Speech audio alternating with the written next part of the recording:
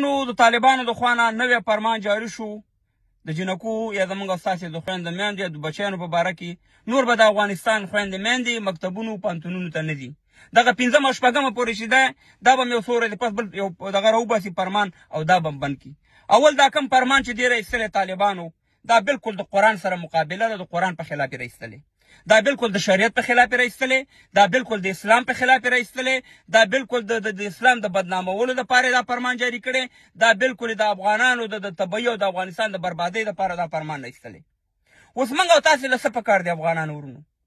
که موږ او تاسې کې چېرته انسانیت وي، افغانیت او مسلماني وي، جنکۍ خو پرېږدئ چې هلکان مکتبونو ته ځي، نورې ونه لېږئ.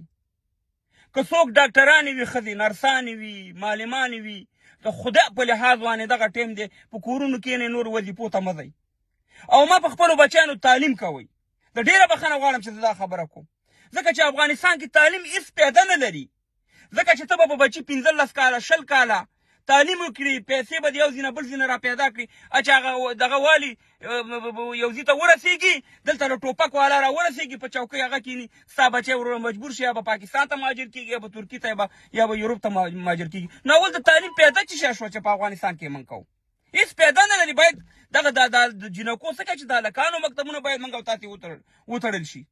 او ما دا مخکې دا خبره کړې ده، زه نه ټول مجاهد ما ښودلي، نه ټول طالبان ما ښودلي، خو زه درته دا په ګرنټۍ وایم چې دا کمې د اسلام دعوې کوي او دا ډېر د شریعت دعوې کوي، دا قسم په خدای دی چې د شریعت خلاف هم دي، دا قسم په خدای دی چې زموږ او ستاسې د تعلیم په خلاف هم دي.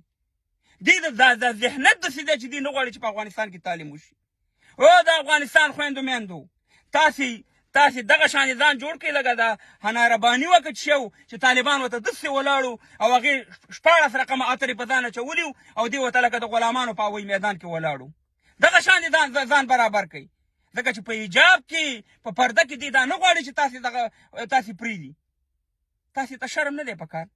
اول که تاسې کې طالبانو تاسو ته ویم، که تاسې کې چې د غیرت وي، خو په دې قطر کې د لورګانې او زامن سبق وایي، راوباسئ د دې مکتبونه، دا هغلته په امریکایانو پوهنتونونو کې سبقونه وایي، په دې یوروپ کې وایي، په امریکا کې وایي، په لندن کې وایي، په جرمني کې ستاسې طالبانو د مجاهدینو پراته او ټول بچیان او لورګان او زامن د کفارو مکتبونو ته دي. همداسې په پاکستان کې د مکتبونو ته نه دي روان دا لورګانې، او په افغانستان کې هم قیامت راښکته کړی دی. افسوس د افغانانو ورونو دا ټولې خبرې درته ما کړي چې نه دی ملي اردو غواړي، دی نه تعلیم غواړي، دی غواړي چې د افغانستان جومات یا مدرسه چې جوړه کړي. نن زما ټولې خبرې په ثبوت ورسېدي. واحده لار تاسو سره دا ده چې راوځئ او بایکاټ وکړئ، په دې حکومت کې کار مه کوئ، ښځه یاستئ که نارانه یاستئ، مکتبونه مکمل بند کړئ.